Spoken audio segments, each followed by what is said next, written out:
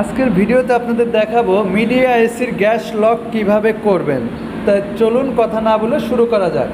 সর্বপ্রথম আমি দেখাচ্ছি মিটারটা। দেখেন এই যে মিটারে আমার এইখানে 200 প্রেশার আছে। তা মূলত আমার এইখানে সেকশন ভাল্ব আর হচ্ছিল ডিসচার্জ ভাল্ব। সর্বপ্রথম সেকশন ভাল্ব হালকা একটু মোটা, যেটা এই যে মোটাটা হচ্ছিল সেকশন ভাল্ব, এটা হালকা একটু টাইট দিয়ে নিতে হবে। এরপরে ডিসচার্জ ভাল্ব ফুল টাইট দিয়ে দিতে হবে। কম্প্রেসার আগে চালিয়ে নিতে হবে, কম্প্রেসার অন করার পরে এই কাজটা করতে হবে। সর্বপ্রথম আমি দেখেন সেকশন ভাল্বটা আমি একটু এলেঙ্গি স্ক্রু দিয়ে নাটটা টাইট দিয়ে নেই, এই যে হালকা একটু টাইট দিয়ে নিলাম।